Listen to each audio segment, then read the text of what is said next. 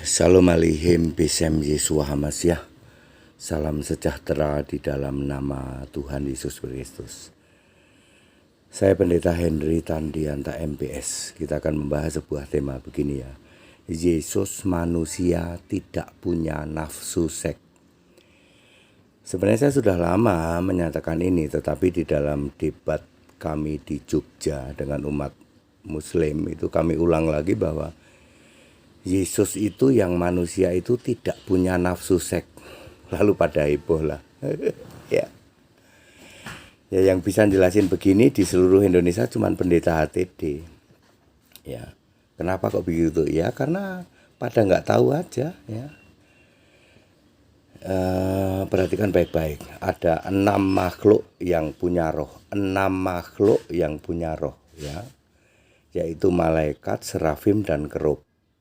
Ya, kemudian setan dan iblis, kemudian manusia.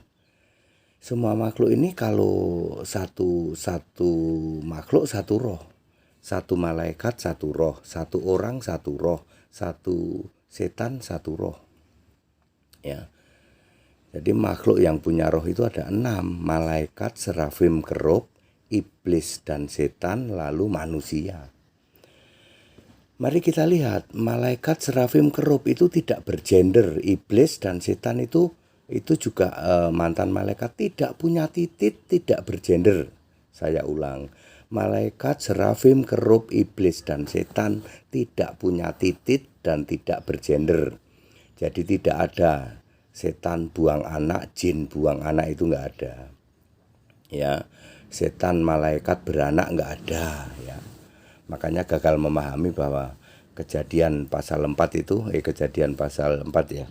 Anak-anak Allah kawin dengan manusia ya, perempuan-perempuan di bumi sehingga muncul raksasa. Orang berpikir anak-anak Allah itu malaikat gitu ya. Salah itu ya. Kejadian pasal berapa ya tadi ya? Kejadian pasal 4 sepertinya. Kejadian pasal 4. Kemudian manusia itu bukan ini. Kejadian pasal benar. Pasal 4 pasal 5 ya. Pasal 6. Kejadian pasal 6 ya itu. Bahwa anak-anak Allah melihat bahwa anak-anak perempuan manusia itu cantik-cantik. Orang berpikir anak-anak Allah ini malaikat. Ini pengajaran dari Tritunggal. Lalu malaikat kawin dengan perempuan bumi, lalu lahirlah makhluk raksasa. Ya, itu level pendeta ikan duyung itu, pendeta ikan duyung, pendeta ikan buntel, romo bedes itu, romo untuk para bedes itu, yang mengatakan bahwa anak-anak Allah naksir sama anak-anak manusia. Anak-anak Allah itu malaikat, kawin sama anak manusia, lalu lahirlah raksasa. Itu romo untuk para bedes, itu romo untuk ikan duyung, itu pendeta ikan buntel itu. Malaikat tidak punya titik, nggak bisa kawin. Jadi anak-anak Allah itu siapa? Yaitu orang-orang yang memanggil Allah. Ya, anak-anak Allah ya berarti adalah orang yang dilahirkan dari roh dari Allah ya. Ya, kalau kita percaya kepada Allah maka disebut anak-anak Allah. Ya, anak-anak Allah adalah orang yang percaya pada Allah.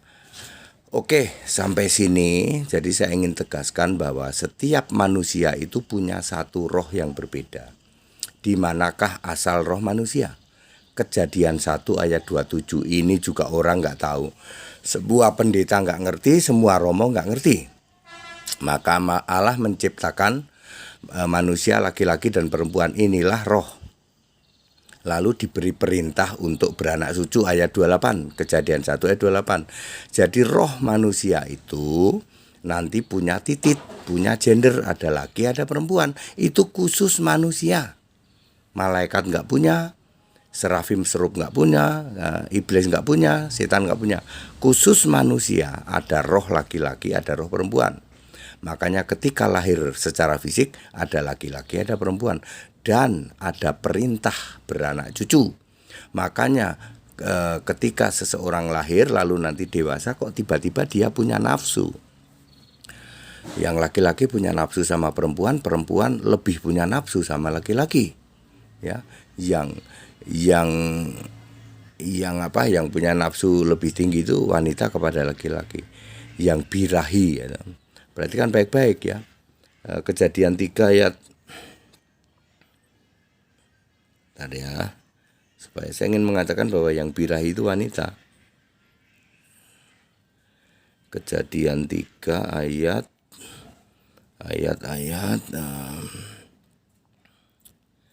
mungkin ayat 17 berfirman Allah. Oke. Jadi Kejadian 3 ayat 16. Susah payahmu waktu mengandung akan kubuat sangat banyak, dengan kesakitan engkau akan melahirkan anakmu. Perhatikan, dengan kesakitan engkau akan melahirkan anakmu, namun engkau akan birahi kepada suamimu. Jadi yang birahi itu perempuan, bukan laki-laki. Cuman laki-laki ini lebih eksplosif gitu, seolah-olah yang ngejar-ngejar itu laki-laki. Padahal yang birahi itu perempuan. Jadi semua manusia akan punya sifat ini. Ada roh laki-laki, ada roh perempuan. Manusia itu punya titik dan punya nafsu. Clear sampai sini? Ya. Rohnya diambil dari Kejadian 1 ayat 27. Nafsunya memang ada perintah. Kejadian 1 ayat 28. Nah, ini dia. Kalau Yesus gimana, Pak? Kan Yesus dari Roh Kudus, di mana ya? Matius 1 sebentar ya. Matius 1 ayat 21 atau ayat 20. Ayat 20 ya. Sebab anak yang dikandungnya adalah dari Roh Kudus. Matius 1 ayat 20. Anak yang dikandung Maria berasal dari Roh Kudus. Kalau Roh Kudus ada perintah beranak cucu enggak? Enggak ada. Maka lahirlah Yesus, ya, tubuhnya adalah tubuh fisik manusia, punya titik, tetapi tidak punya nafsu karena dia bukan lahir dari Kejadian 1 ayat 27 dan 28. Rohnya itu Roh Kudus. Kalau rohnya diambil Kejadian 1 ayat 27, dia otomatis punya perintah beranak cucu, maka punya nafsu. Ketika HTD mengatakan bahwa Yesus secara fisik laki-laki tapi tidak punya nafsu, itu para mu'alaf itu pada ketawa. Ya, lalu saya bilang, kalian ketawa itu karena utekmu nggak tekan, utekmu nggak nyampe. Ya, setelah dijelasin seperti ini masih heboh sampai hari ini. Yesus itu fisik laki-laki tapi nggak punya nafsu. Ya. Jelas nggak punya karena dia rohnya Roh Kudus. Manusia rohnya roh manusia. Ya, roh manusia punya nafsu. Kejadian 1 ayat 27 ayat 28.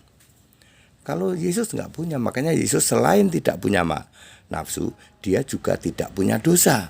Di dalam 1 Yohanes 3 ayat 5, dan tidak berbuat dosa. Ya, Ibrani 4 ayat 15. Ya, selain tidak berdosa waris, juga tidak berbuat dosa. Lalu dia setara dengan Allah, Filipi 2 ayat 6. Semua malaikat sujud kepada dia, Ibrani 1 ayat 6 ya. Semua malaikat itu sujud pada Yesus. Ya, tidak punya nafsu, tidak punya dosa, tidak berbuat dosa, kemudian setara Allah, dan semua malaikat menyembah dia. Clear? Barulah nanti setelah umur 30, kesetaraan dengan Allah ini ditanggalkan, dia menjadi hamba. Jadi Yesus itu jadi hamba Allah apa Allah? Waktu jadi manusia hamba Allah setelah umur 30 tahun.